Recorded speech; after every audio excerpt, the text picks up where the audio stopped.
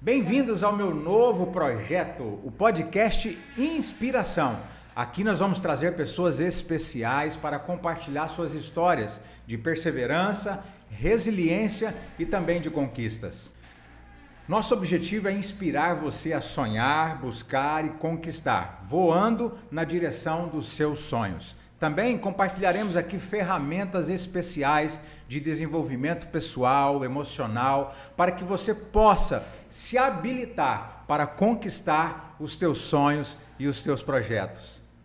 E hoje nós temos um convidado especial, o nosso amigo Gui Mamute. E aí, que prazer estar aqui, viu, pastor? Seja bem-vindo, meu querido. Obrigado. Que bom você estar aqui em Cuiabá, que bom poder estar aqui compartilhando com você de histórias incríveis. Seja bem-vindo.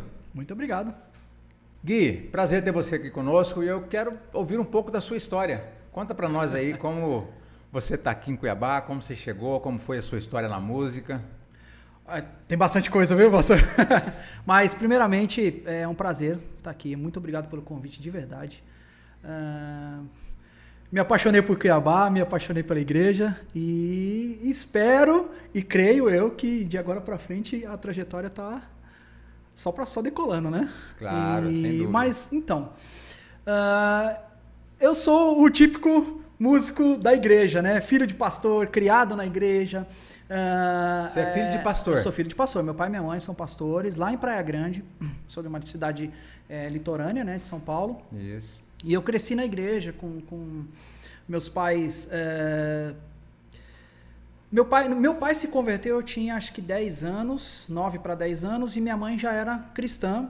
E depois de um certo período de conversão, meu pai entrou para o pastoreio. Junto com a minha mãe, eles entraram no seminário, aí foram estudar. Aí depois minha mãe foi dar aula nesse seminário num período.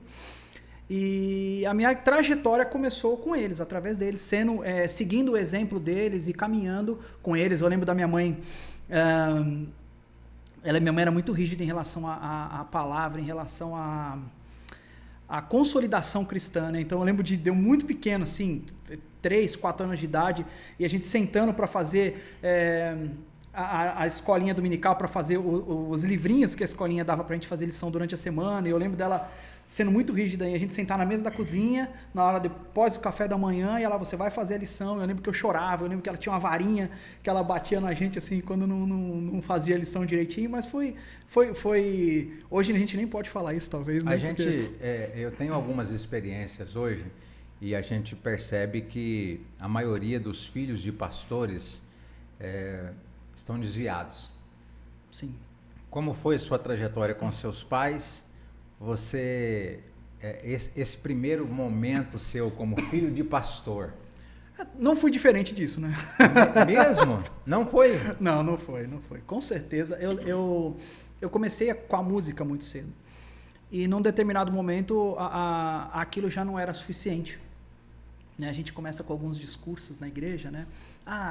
Eu lembro que eu tinha um discurso muito comum, que era assim, então quer dizer que se eu fosse um médico, eu só ia cuidar de pacientes cristãos. Se eu fosse um advogado, eu só ia tirar crente da cadeia. Eu falava isso, assim, eu tinha esse discurso.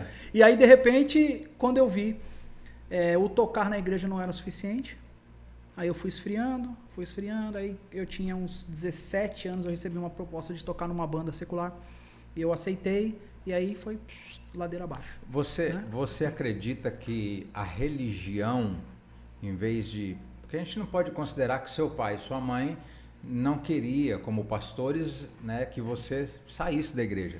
Mas a gente pode considerar que a religião naquela época e ainda hoje, ela oprime, ela tora as pessoas de viver uma vida mais assim, vamos dizer, mais livre? Eu não vou dizer a religião, mas eu vou dizer a religiosidade das pessoas. A religiosidade. Né? Porque nós temos diferentes culturas, né? Nós temos pessoas que foram inseridas no meio cristão com uma certa rigidez E isso é um espelho da vida que elas levam e das coisas que elas cobram das pessoas no futuro, né? Exato. Você tem um pai ou um pastor que sofreu muito na infância e aí ele leva aquilo para a igreja e ele trata as pessoas dessa forma. Eu lembro que eu vivenciei isso. Meus pais, chegou uma época que eles pastoreavam uma igreja que eu ia lá visitar eles, porque eu tô fora de casa há muitos anos, né? Eu tenho 44 anos, não parece assim tudo, mas cedo, né? Eu já sou um pouco mais velho e eu tô fora de casa há 25 anos. Eu saí de casa com 19 anos porque eu fui trabalhar, eu fui estudar, eu fiz faculdade em outros lugares. E eu lembro que eu tenho um visual um pouco diferente, assim, né? Tatuagem e tal. Uhum. E meus pais, chegou uma época que eles estavam pastoreando uma igreja que eles meio que não deixavam eu entrar na igreja. Eu ia visitar eles e eu tinha que tecnicamente esperar lá fora ou então no fundo da igreja, porque por causa dessa religiosidade. E eu viajo em alguns lugares com a banda que eu toco, certo. Não só com uma, mas com umas outras bandas que eu toco, que a gente passa em algumas igrejas no interior, por exemplo, que eles não deixam a gente tocar. Porque, pô, você tem um visual diferente, você tem tatuagem, você usa brinco, tal, apesar que o meu filtro é muito grande assim. De acordo com a pessoa que vai me buscar no aeroporto, você já sabe. Eu já detecto algumas coisas. Então, exato, eu sempre tenho uma camisa social na bolsa, eu sempre tenho uma blusa de frio. Às vezes eu chego lá no Pará e aí, de repente, o cara que vai me buscar, se eu vejo que ele tem um perfil mais tradicional, se o cara chega num calor de 43 graus para te buscar no aeroporto, ele tá de camisa social, de gravata, de calça e sapato, eu já é de se detectar que a igreja é um pouco mais rígida com isso. Aí o que eu já faço? Eu já tiro os brincos no caminho, já coloco no dedo como se fosse um anel, já tiro a blusa de frio e já tento amenizar um pouco o visual que a gente tem. Mas eu sou de uma cidade praiana, a gente é de um lugar que é diferente, né? Então, para mim, foi muito difícil chegar em Belo Horizonte, por exemplo, onde era uma cidade que as pessoas lá falam, tá, gente, não é preconceito nem nada, não é xenofobia nem nada, mas as pessoas dizem que Belo Horizonte é uma roça grande. E existem pessoas ainda com um raciocínio diferente. E quando eu cheguei lá, eu fui chamado um monte de coisa, eu fui chamado de satanista, eu fui chamado de inúmeras coisas por causa do visual que a gente tinha.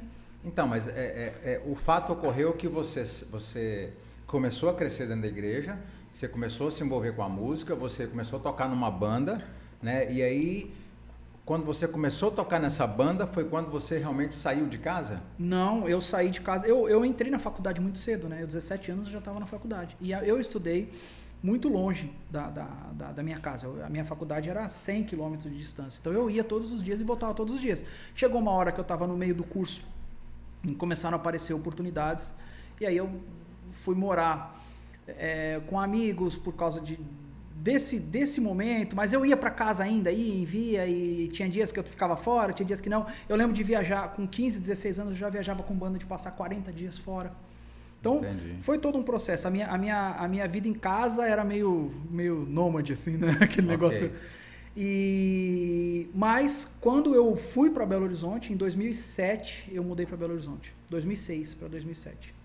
Então, de 2007 até agora, tem 18 anos, né, praticamente, 17, 18 anos, eu já estou fora de casa por total, né, indo lá uma vez por ano, indo lá ver minha família poucas vezes no ano. E como foram esses anos que você viveu fora, vamos dizer assim, morando fora e fora da igreja? Ou você passou todos eles dentro da igreja? Dentro da igreja. Eu vivi fora num período entre os meus 21 anos, 22 anos, até os meus 25 anos, 26 anos. Foram 6 anos de treva, né?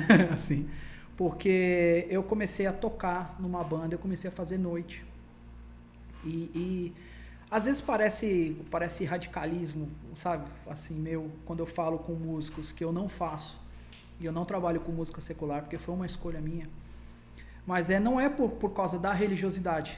Entendeu? É porque a minha experiência com isso foi péssima.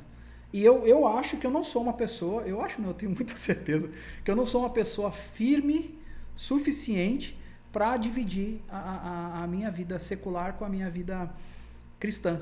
Entende? Mas eu quero poder fazer um adentro aqui, dizer para você que não é uma questão talvez de firmeza, é uma questão de relacionamento. Sim. Porque A Bíblia diz que as más companhias corrompem os bons costumes. E há um outro ditado popular que diz que me diz com quem tu andas, né, que eu direi quem você é. Então, claro, de certa forma, os nossos relacionamentos, ele acaba influenciando o nosso presente e, consequentemente, o nosso futuro, né?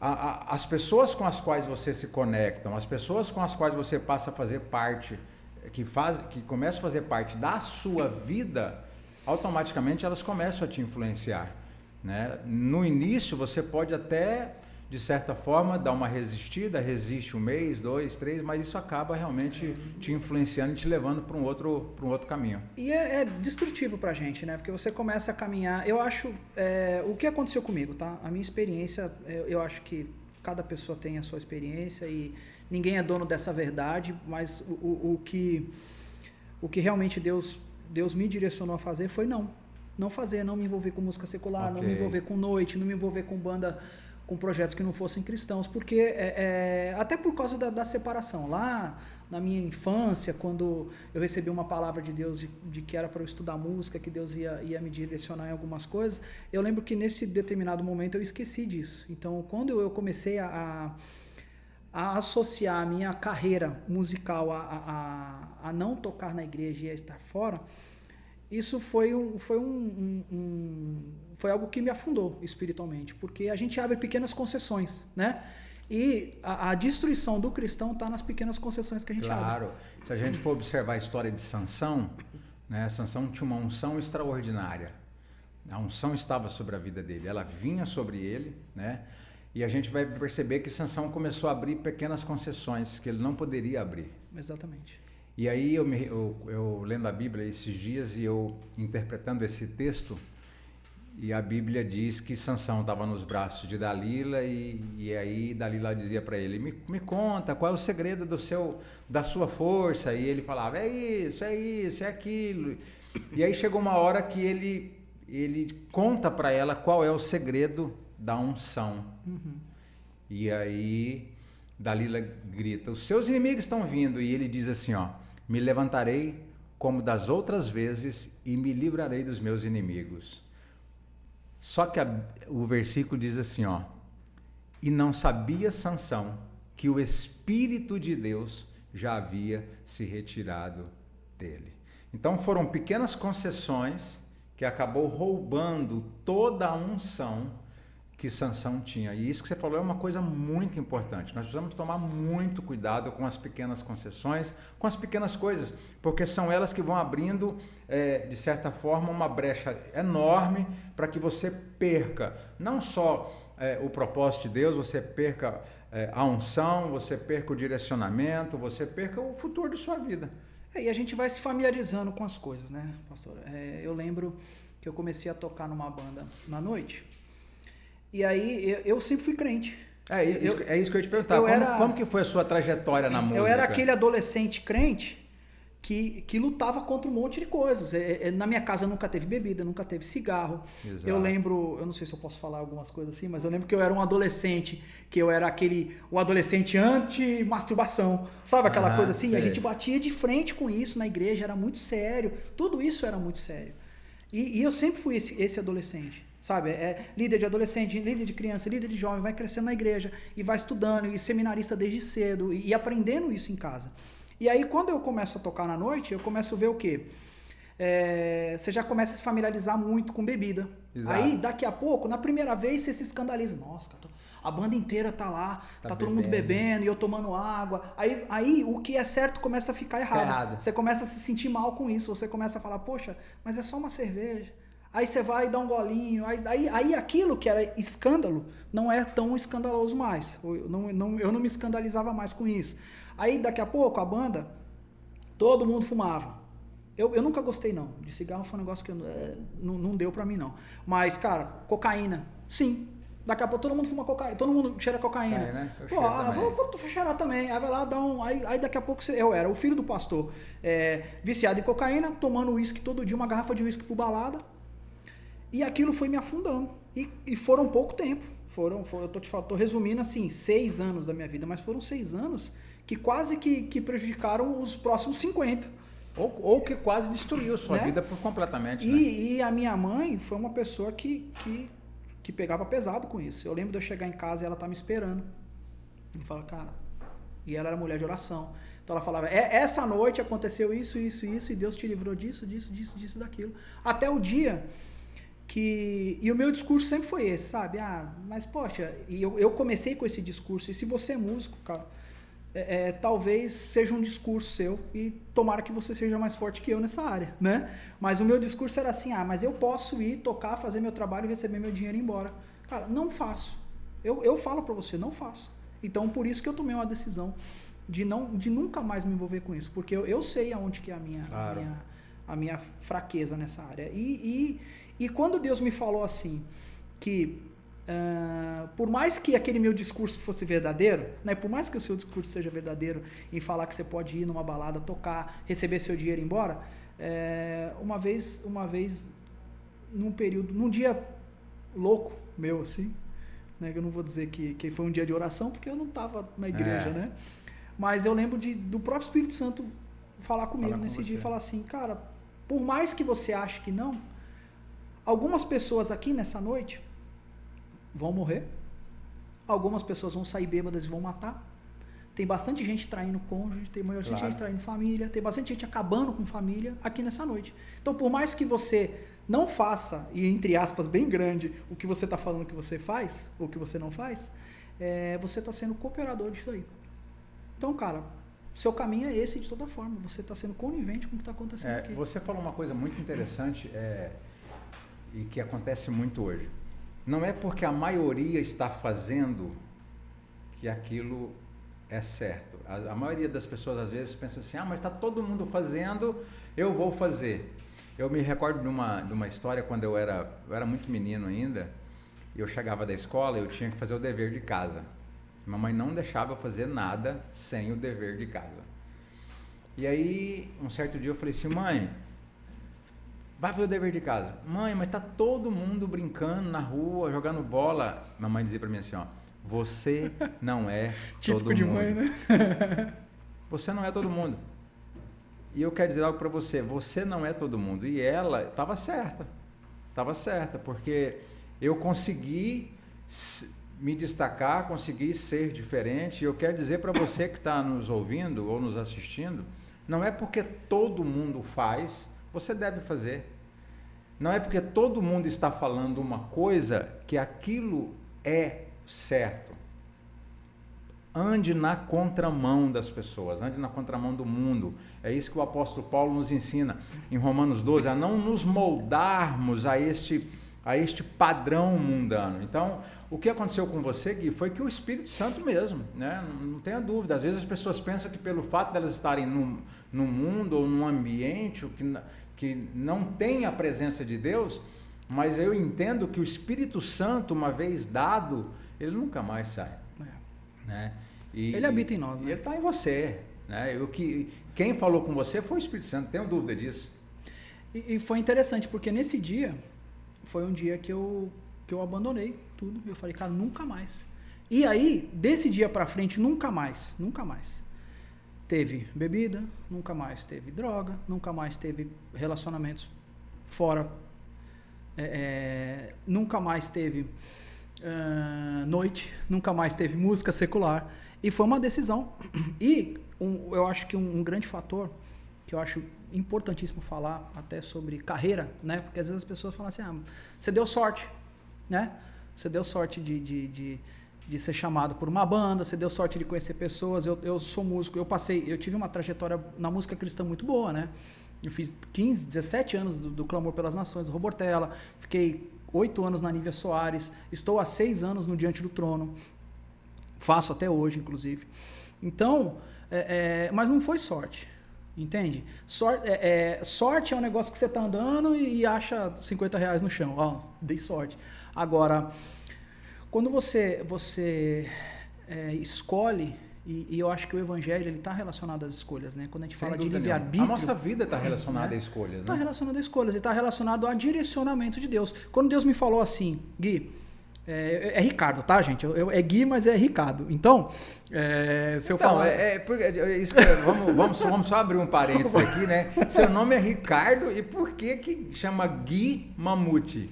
Então, Mamute é o estúdio. Eu sou dono de um estúdio, o estúdio chama Mamute. E Gui é um apelido de infância, porque eu tenho uma irmã alguns anos mais nova, e quando ela começou a falar, ela decidiu que meu nome era Gui, e assim ficou, e tá assim até hoje. Então, ficou Gui, era Gui do estúdio Mamute, aí o mineiro foi abreviando Gui do Mamute, Gui Mamute, quem sabe um dia vire só Guima, né? Lá na... Existe um filósofo que ele diz que sorte é o nome que o preguiçoso dá ao sucesso alheio. Pois é. E eu vejo escolhas na gente, porque quando Deus falou assim, que eu tinha duas opções, né? Ou era seguir minha vida profissional e ser um bom profissional e caminhar, porque eu acho que a parte financeira, o reconhecimento profissional é fruto do seu desempenho, do seu estudo, da sua progressão na vida, né? Você sobe um degrau de cada vez. Agora, quando você decide algumas coisas que estão relacionadas à unção, a construção em Deus, aí é uma coisa que vai além desse processo. Tá, você falou algo muito interessante. Tem muita gente que acha que a oração, sem dúvida nenhuma, a oração, a unção, ela é essencial e fundamental. Ela é o alicerce da vida cristã. Agora, tem muitos cristãos hoje que acham que é somente isso para ter, diga-se de passagem, essa tal de sorte que eles falam, né? Então eu entendo, e eles deixam de se profissionalizar naquilo que é extremamente importante, né? Pô, se eu quero ir para o lado da música, eu preciso estudar música. Se eu quero ir para o lado da pregação, eu preciso estudar oratória. Se eu quero ser um bom empresário, eu preciso aprender e a estudar administração de empresas, relações interpessoais. Agora, eu acredito que quando a gente toma uma decisão, Gui, o próprio livro de Tiago diz o seguinte, que o homem que tem dois pensamentos, ele não vai receber de Deus coisa alguma. E aí entra o que você falou, a questão das escolhas. Quando eu decido alguma coisa, Deus tem como agir em meu favor. E aí, nós não vamos levar pelo lado da sorte. Nós vamos levar de estar preparado, vamos dizer assim, eu estou preparado espiritualmente falando, eu oro, eu tenho unção, eu busco a Deus, mas eu também estou preparado profissionalmente para o momento pelo qual Deus está preparando com base na minha decisão, né? E baseado nisso, quando que foi assim, de fato, quando foi assim, a gota para começar você a despontar no meio da música gospel? A carreira cristã, quando a Bíblia fala de carreira cristã, eu acredito, tá? Que ela está relacionada a 3 pilares, assim, que é a fé, né? A unção e a construção. Então, o que é? A fé é a sua fundamentação. A fé, a unção e a construção. Por quê? A fé, ela é a sua fundamentação. Eu falo assim, eu tenho fé e eu acredito ela é a base da sua vida cristã, né? Agora, a unção é quando Deus fala assim, eu vou te direcionar para isso. E a gente tem que acreditar nisso, através da fé, receber a unção de Deus, porque a gente já sabe que se Deus te ungiu para ser um pastor, se Deus me ungiu para ser um pastor e um músico, e o meu aptidão todo está relacionado artisticamente, então eu tenho que acreditar que Deus me deu essa unção. Claro, porque tem muita gente que é pregador, mas quer ser cantor. Exatamente. Tem gente que é cantor e quer ser pregador. Tem gente que Deus chamou ele para ser diácono e quer ser pastor. Então não dá, tem que ser cada um dentro do seu chamado. E a construção é a execução do que eu vou fazer. Essa construção o que é? Se eu receber uma palavra, eu tinha 10 anos de idade, um pastor chegou em mim, na igreja que eu estava com meu pai, e falou assim, Deus mandou te ensinar contrabaixo. Essa foi a palavra que eu tive dele. E eu estudei com ele dos meus 10 anos até os meus 20 anos. A sorte, então, aí foi 10 anos de 10 aos 20? Aos 20, então, até um pouco mais. Então, a sorte que as pessoas dizem aí teve 10 anos de construção. Pois é. E outra coisa, quando os meninos estavam na rua jogando bola, igual você falou, eu estava em casa estudando violão, baixo. Aí. E aí todo mundo falava, cara, você é louco.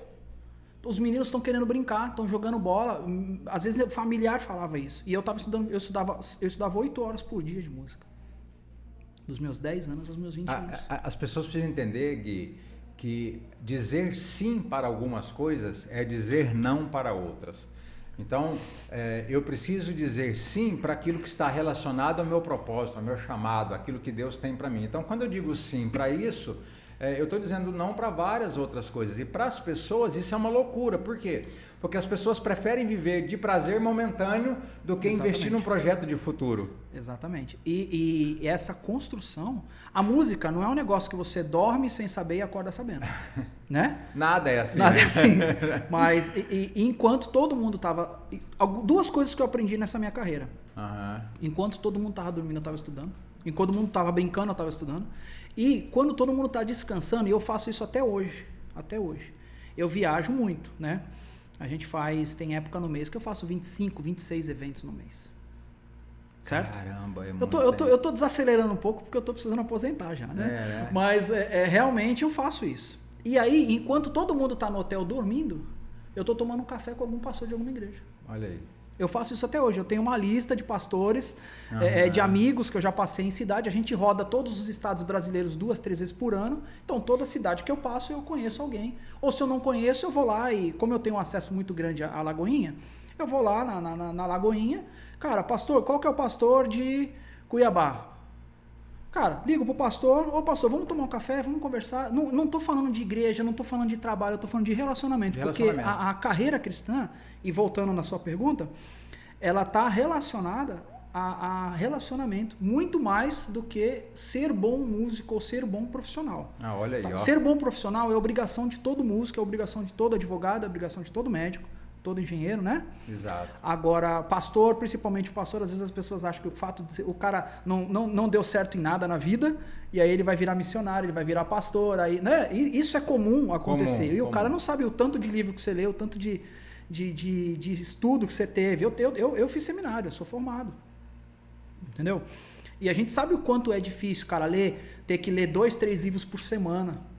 Né, ter que ler a Bíblia 2, 3 vezes por semestre, por obrigação, não é nem por uma questão de estudo, claro. de escolha. Pessoas, eu tenho um pouco de dificuldade com algumas igrejas que elas chamam as pessoas de voluntários.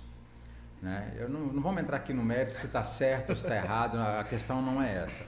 Né? A questão é que eu entendo que eu não sou voluntário nas coisas de Deus. Eu tenho um chamado. Exatamente. E eu estava lendo um texto de Deuteronômio esses dias que diz, quando Isaac vai abençoar José, ele diz que tudo de José seria excelente, seria excelência. Então eu entendo que tudo que eu faço no meu chamado, eu faço para Deus, eu tenho que fazer com excelência.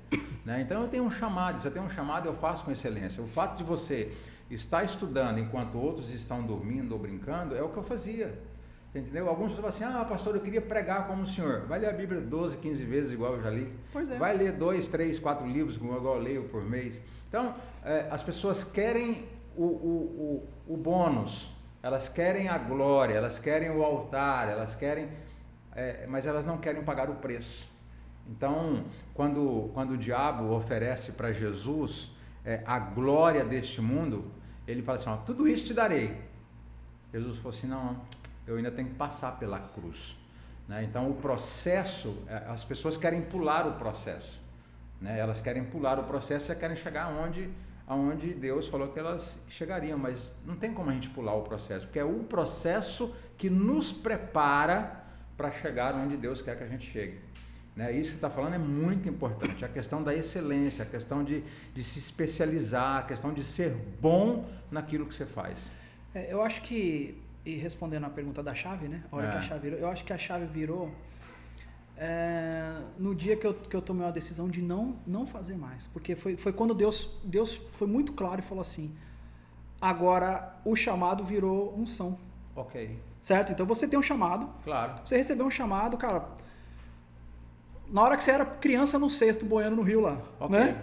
Agora, o fato de virar o príncipe, né? Ou o fato de virar o libertador do Egito. Exato. E tal, né?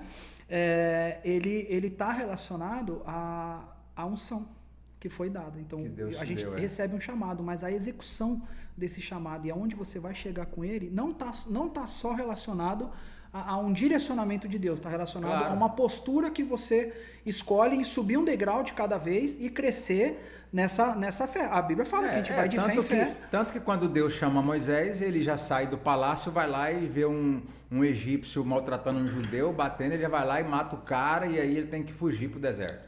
Né? Então, quando nós falamos de cumprir aquilo que Deus tem, não fala de cumprir no nosso esforço, fala de cumprir na unção. E tem muitas pessoas hoje desistindo ou vivendo do ministério ou querendo desistir porque está vivendo no esforço próprio. Em vez de navegar, em vez de fluir na unção que Deus chamou ele para fazer. Ou só esperando alguém fazer por nós, né? Porque às vezes a gente recebe um chamado sei lá, uma pessoa fictícia aí. Eu recebi um chamado de Deus, ou então alguém chegou em mim quando eu era criança e falou que eu ia ser o baixista da igreja. Eu estou esperando essa... E aí eu sento e espero essa coisa acontecer. Não existe mais isso, cara. Não, inclusive a aculturação, a tecnologia e o desempenho das pessoas, ela tá cada vez mais ela cobra mais da gente, né? Toda vez. Então a gente precisa...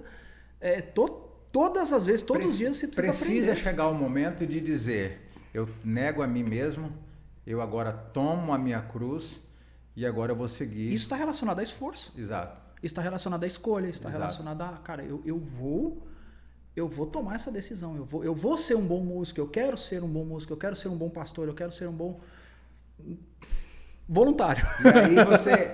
E aí você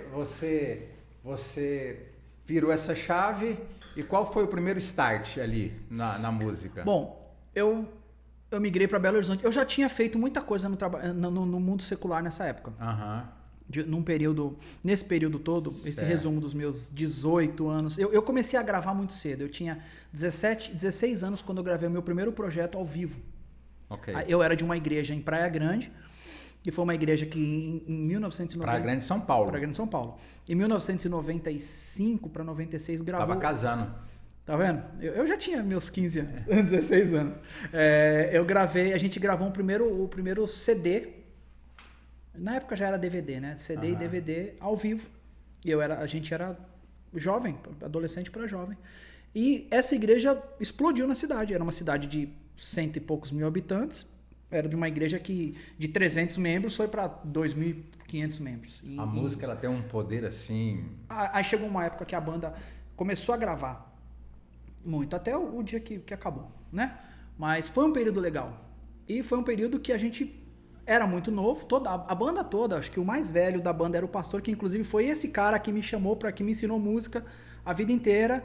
E ele virou meu discipulador, ele chama Ricardo Correia. Até tem uns livros, é um cara interessante pra gente falar dele futuramente, assim, porque ele tem um projeto com músicos, hoje com casais, ele é a esposa, a Daisy.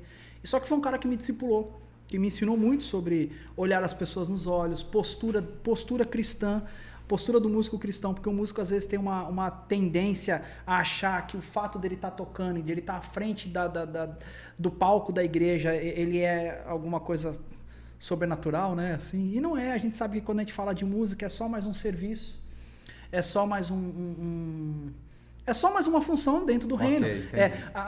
O mesmo cara que toca e a mesma pessoa que troca o papel higiênico na igreja tem a mesma função no serviço dentro de uma classe de pessoas que estão no serviço. Então isso é importante a gente deixar claro. E ele me ensinou tudo isso. E aí quando a gente entra nesse processo, você começa a ver que algumas coisas são legais e vão acontecendo. E aí eu fui crescendo musicalmente, aí quando foi 2007 eu mudei para Belo Horizonte. Certo. Quando eu cheguei em Belo Horizonte, eu conheci uma pessoa que foi até o Alex Passo, que ele tinha um programa na Rede Super, numa emissora de TV, e ele chamava Balaio, era tipo era um programa de auditório, aí tinha música, era uma farofa danada, era mó legal. E ele pediu para eu fazer eu tomar a frente da área musical. A gente montou uma banda pro programa, porque tinha um projeto que chamava Choveiro. E quando o Eli Soares, um cantor que chama Eli Soares, vocês devem conhecer ele aqui. Sei. Ele ganhou o Choveiro, e aí eles me deram um trabalho dele para eu fazer. Aí eu produzi o primeiro projeto do Eli Soares, que foi um negócio que deu um boom na minha carreira, falando de carreira artística, né? Na minha carreira musical. E aí o estúdio... dele também, né? E dele também. E o estúdio era um estúdio muito grande. Eu consegui construir um estúdio lá. que se tornou uma referência em Minas. Então todo mundo queria gravar no estúdio, o estúdio foi crescendo, e aí foi chegando todo mundo. O Robortella foi um cara que foi ensaiar lá para fazer um projeto. Foi aí que você montou o seu estúdio? Isso, nesse período eu mudei para Belo Horizonte para montar o estúdio. Aí então, você gravou Eli Soares? Eu fui gravando Eli Soares, aí foi virando. Cara, chegou uma época que a gente tá fazendo 30 projetos por ano. Aí você fez também o Robortella, depois você fez quem mais? O Robortella. Eu sou músico, hoje eu toco, eu não produzi e não gravaram no meu estúdio, mas a gente toca junto. A Nívia, Ana Paula Valadão. Aí eu passei na mão de um monte de gente, assim, né? Que eu fiz algumas coisas pro Isaías Saad, Alessandro Vilas Boas. Eu viajei para a Suíça uma época foi a Nívia, Fernanda Brum, foi o Robortella mesmo. Então eu rodei muita gente. Lá, só na Abramos lá tem mais de 1000 projetos. Então se eu for listar todos, tem muita coisa, né? E agora você resolveu dar uma passeada aqui por Cuiabá. Então Cuiabá é um relacionamento de amor, assim, né? Porque eu tenho amigos aqui alguns anos. Eu vim tocar uma vez com a Nívia aqui, num evento que teve, conheci algumas pessoas, conheci o Fábio, inclusive, que é a pessoa que eu estou hospedado na casa dele, né? Claro. Ele e a esposa, a Nancy, as filhas. E a gente ficou amigo, isso há 5 anos atrás, e continuamos amigos. Eu passei algumas situações difíceis na minha vida, que às vezes eu estava triste, sentado no carro assim, e o meu telefone tocava 1h da manhã, era o Fábio, cara, eu tava orando e Deus mandou orar por você. Olha aí. E aí a gente começou a ficar amigo, a gente criou uma rotina de relacionamento, acabou conversando todos os dias. Cara, a gente percebe que os relacionamentos, eles acabam sustentando, mantendo, nos desafiando, nos impulsionando a sempre ir longe, né? Inclusive foi ele que me apresentou a vocês, né? Claro. Você veio para cá para fazer um trabalho com ele, não é? Eu vim para cá para fazer um masterclass. A necessidade... Na verdade, eu nem te conhecia. Né? Eu não te conhecia, nunca ouvi falar de você. Né? E eu te conheci aquele dia que você veio na nossa igreja para dar o masterclass lá para os músicos, né? Para o pessoal da mídia. E naquele dia eu realmente olhei pra você e falei, pô, os caras tudo tatuado, de brinco, esquisito, né? E tal. Eu ainda tô... eu sou novo ainda, tô com 51 anos, né? Mas ainda tem um pouco daquela... Hoje, né, inclusive? Vamos dizer assim, um pouco da unção da irmã do coque, né? Então a gente fica um pouco assim, meio... Falei, pô, o cara de brinco, né? Cheio de tatuagem. Não é crente, mas os meninos gostou demais de você, o pessoal da nossa igreja gostaram demais de você. E o Fábio realmente proporcionou, não só para a nossa igreja, mas para várias igrejas, né, em Cuiabá e no Mato Grosso, essa oportunidade de ter trazido eu desenvolvi um projeto que, assim, como a gente viaja muito e a gente vê muita coisa na área de tecnologia, eu acabei desenvolvendo um projeto funcional para a música. Né, para a direção musical da igreja,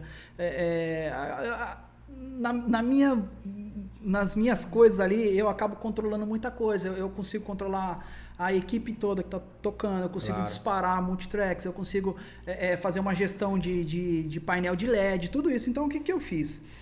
Eu cheguei numa conclusão que existia uma necessidade muito grande da igreja de pelo menos ouvir sobre isso. E juntamente com isso, ouvir sobre uma postura cristã. Porque às vezes a gente se prende demais à tecnologia e a gente deixa o ambiente da nossa carreira musical e da nossa carreira espiritual para trás, né? E o pastor Mário Martins, lá de BH, é um cara que tem um livro incrível que fala... Eu gosto de ler, você já percebeu, né? Eu tenho bastante referências de livro, mas é porque ele tem um livro que fala do evangelho da segunda-feira, então ele fala quem nós somos na segunda-feira. Legal. É mais interessante do que só a ponta do iceberg, que é o culto de domingo. Sem dúvida. Né? E aí, dentro disso, eu entendi que havia uma necessidade de falar com músicos sobre tudo isso.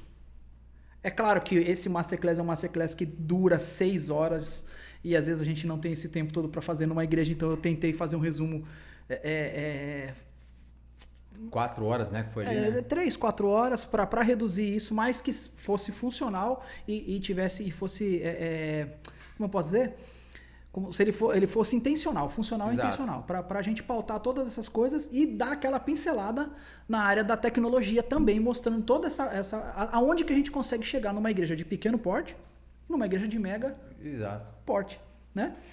E foi aí que eu vim aqui. A Vinho Novo foi uma igreja que me recebeu muito bem, por sinal. Muito Eu obrigado. quero dizer para você que, assim, apesar de não conhecê-lo, foi até bom a gente não conhecê-lo, porque eu não ter aquela de saber a sua relevância no cenário gospel, né? Porque a gente acaba tratando gente como gente. Uhum. Algumas pessoas, elas acabam sabendo dessa relevância, não, vou tratar melhor o cara, vou fazer algo mais, mas você percebeu que a Vinho Novo, ela tem uma palavra chamada excelência. E tudo que nós fazemos aqui, nós gostamos de fazer com excelência. E você foi muito bem recebido. Muito bem, né? muito bem. E você gostou da Vinho Novo? Gostei tanto que tô aqui, né? Aí já é o segundo domingo que eu venho. Só para deixar claro. Você gostou da Vinho Novo e parece-me que Deus falou com você alguma coisa lá. Como que foi isso aí? Conta para mim. Olha, eu tive algumas direções, né, para estar esses 2 domingos, na verdade, né? E eu acho que além da igreja em si, ela está relacionada a conexões, né? Eu acho que Deus ele alinha propósitos, né? Sem dúvida. E eu nem sabia, inclusive, até a gente sentar e conversar sobre algumas coisas que a igreja tinha recebido, algumas palavras que a igreja tinha recebido. Exato. No decorrer dos 17 anos, né? 17 anos. E tá vendo? Já sei da história da igreja toda. E eu achei interessante, até porque são promessas para vocês, são promessas para mim. Exato. Eu acredito numa união de propósitos, em alguma coisa que Deus está planejando aí. Exato, né? claro. Só para você que está nos assistindo aí, nos ouvindo, eu sou pastor da Vinho Novo há 18 anos, 17 para 18 anos, né?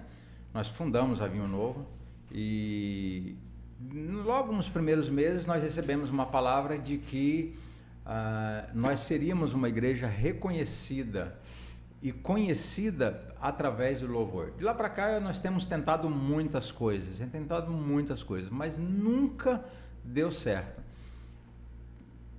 Por causa de relacionamentos, é importante que você entenda isso, que quando Deus quer fazer algo na sua vida, quando Deus quer realizar algo na sua vida, Ele não vai descer, Ele vai te conectar a pessoas. E Deus usa relacionamentos para nos abençoar. Então, o Gui tem essa vasta experiência aí na música. E aí a gente compartilhando, eu compartilhei para ele que nós recebemos uma palavra há 17 anos. E aí eu disse para ele, falei, Gui, nós temos essa palavra de Deus. E ele já estava, né, sendo movido aí pelo Espírito Santo. E nós estamos, de fato, aí alinhando, né, praticamente quase tudo certo, para nós desenvolvermos um projeto, um trabalho junto e termos o Gui na Vinho Novo. Um sonho que parece que vai decolar. Ressaltando que a igreja é incrível, né? Você tem excelentes músicos, tem excelentes pessoas na área da adoração, e isso é importante, né? Eu não acho que eu seja alguém que vai resolver nada, mas talvez a gente possa alinhar esses propósitos e fazer com que as coisas funcionem, e talvez a realização dessa palavra, né? Desse sonho. Para falar a verdade, vocês, eu né? acredito, né? Eu acredito que seja o tempo, eu acredito que chegou o momento, né? Lógico que não vamos colocar aí, igual você mesmo disse, a salvação, ou, não, mas eu acredito, Gui, que Deus une pessoas para cumprir propósitos e para realizar a obra dele na terra. Então, eu acredito que a sua vinda para Cuiabá, para Vinho Novo, para nós é um presente de Deus, né? E eu quero, assim, dizer para você que já te disse que não só, né, a minha casa, não só a nossa igreja está de portas abertas, e eu acredito que através do Fábio, através de outras conexões, de outros relacionamentos, esse propósito vai se cumprir. Amém. Eu creio nesse projeto, nesse propósito de Deus, eu creio na realização dessa promessa de que durou 17 anos, assim, eu acho que é um período que nós vamos trilhar um caminho, né? A gente vai desenvolver isso, a gente vai... Eu tenho planos, né? Desde o dia que a gente conversou, eu já comecei a... Eu sou o cara das tabelas, né? Então, eu já comecei a desenvolver um projeto, eu já comecei a desenvolver um roteiro para que isso aconteça. E eu acredito que chegou um momento. Eu acho que eu tenho visto sinais, assim, de que nós estamos... hoje você sabe que a gente está num processo de transição aí, de prédio, né, de expansão, de crescimento, e eu acredito ser o momento certo. Resumindo um pouco de tudo isso, nós falamos de posicionamento, é importante, nós falamos de relacionamento, nós falamos de unção, nós falamos de ouvir a voz do Espírito Santo, nós falamos de tomar decisões certas daquilo que a gente quer, né? E eu acredito também que, somando a tudo isso, o tempo ele é um fator determinante, né? Porque nada melhor do que o processo, e o processo leva tempo. Então eu acredito que chegou o tempo para a gente partir assim para uma palavra de inspiração, de ânimo, de motivação. O que o Gui falaria para as pessoas que estão nos ouvindo, que está nos assistindo? Então, como é que a gente vai ser fofinho numa palavra de inspiração, né? Mas é porque eu acho que tudo que a gente conversou é um resumo, ou então a gente pode resumir tudo que a gente conversou em algumas poucas palavras, assim, sobre relacionamento, sobre compromisso, sobre o coração ensinável, sobre um coração entregue, um coração que aceita sims e nãos, e não se ofende com isso, né? É importante. Exato. Eu acho que a igreja teve uma promessa há 17 anos atrás, a gente está atingindo uma maturidade agora, então eu acho que é um ano da maturidade para isso, né? Até porque foi construído isso e está sendo construído isso cada vez mais. A igreja está... Pode falar de mudança? Pode, né? pode. A igreja está de mudança, talvez no dia que o podcast for pro ar já mudou. E eu acredito que esses processos de maturidade, eles precisam acontecer, inclusive na estruturação espiritual de uma pessoa, né? Ninguém nenhuma se converte. Eu acho que a igreja hoje tem errado muito, muito nessa área de a pessoa se converter e de repente a sobrecarga de informação, a sobrecarga de funções, isso faz com que a criança não seja criança, com que o jovem não seja jovem, Exato. O adulto não seja adulto. Então a gente vai sobrecarregando uma criança de responsabilidades. E esse processo precisa ter uma caminhada, né? E não é todo dia que a gente está bem. Eu tenho dias que eu falo assim, cara, hoje não vai rolar. E aí Deus fala, não, hoje vai rolar. Por quê? Porque às vezes não é só quando a gente é imaturo, a gente caminha por emoção. E a gente caminha por sentimentos. Eu não estou me sentindo bem. Eu não estou sentindo que eu não estou sentindo que vai ser, né? E a carreira cristã não é sentimento do que é ou que não é. A carreira cristã é cumprir o que está escrito na palavra. Exatamente. E esse cumprir da palavra... Nesse momento não importa o que eu acho, o que eu penso, é o que a palavra diz. E às vezes dói. Ou na maioria das vezes dói, né? Porque o evangelho é confronto. O evangelho não é alisamento de ego, né? Exato. E esse é um grande problema da religião ou da religiosidade atual. É a gente achar que o gênio da lâmpada, Deus, tem a obrigação de se manifestar a hora que a gente esfrega a lâmpada e resolver os desejos de todo mundo.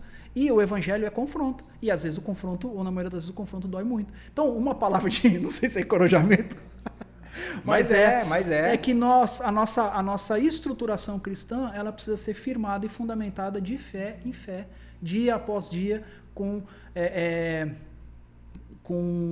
crescimentos gradativos, mas objetivos. Então, se todos os dias a gente subir um degrau, a gente vai chegar do térreo à cobertura num determinado período, dependendo do tamanho do nosso prédio.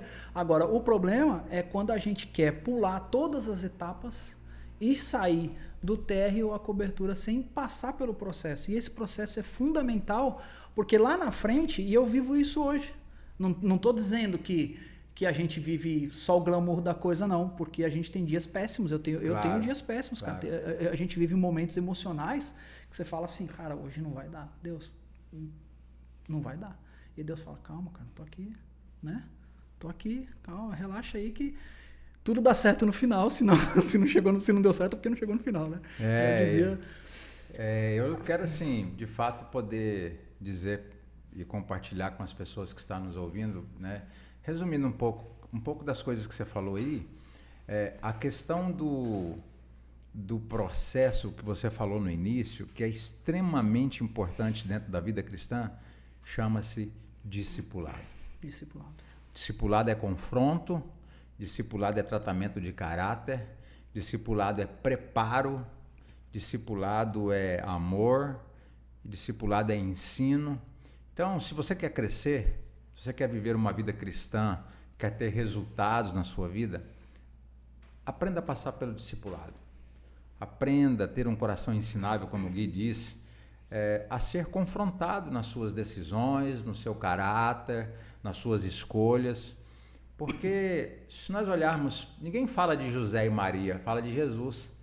Mas se nós formos observar, José e Maria fizeram um trabalho perfeito com Jesus. Perfeito, discipulado.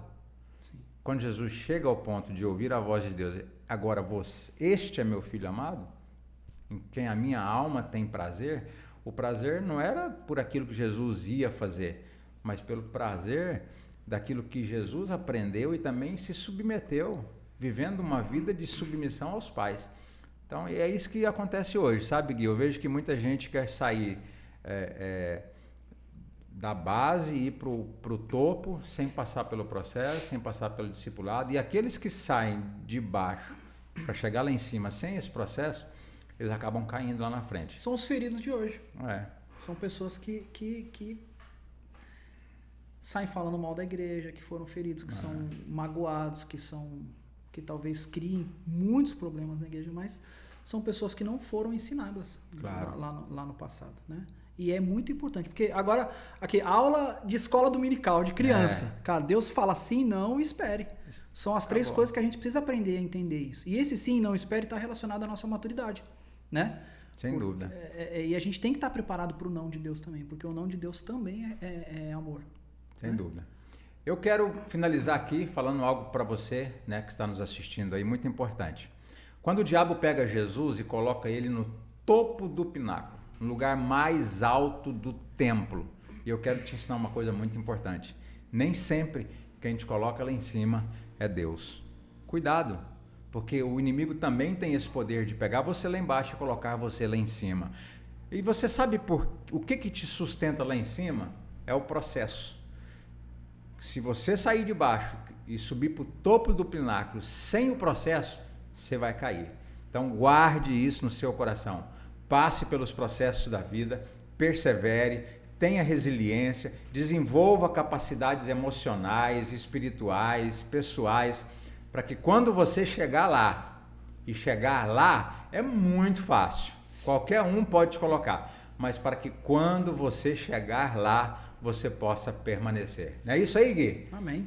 Obrigado, viu? Obrigado por esse momento aí muito especial. Obrigado por ser o primeiro, né, a participar desse nosso novo projeto, né, desse novo podcast. Eu tenho certeza que será muito bem assistido, muito bem divulgado e também muitas pessoas poderão aprender. E eu quero dizer para você, acompanhe o nosso próximo episódio, acompanhe, né, o nosso próximo vídeo e você vai poder aprender coisas extraordinárias. Gui, eu espero você aqui no máximo em junho aí para a gente poder, né, tá de fato, de verdade aí startando esse projeto de crescimento, desenvolvimento. E eu acredito que não só a Vinho Novo vai ganhar, né? Eu acredito que todo Cuiabá, que toda Mato Grosso vai ganhar, né, com a sua vinda para cá. Eu tenho muitos planos para Mato Grosso. Eu tenho certeza disso. Com certeza. Tenho certeza disso, né? Então, capacite-se para inspirar. Capacite-se para inspirar. Curte aí, compartilhe, né, o nosso podcast e que Deus possa te abençoar e até a próxima. Segue a gente no Instagram lá, né? Vou deixar, vamos deixar aí o Instagram do Gui, o meu, né, para que você possa nos seguir e compartilhar. Deus te abençoe. Um abraço, Gui. Um abraço, gente. Até a sua volta. Obrigado.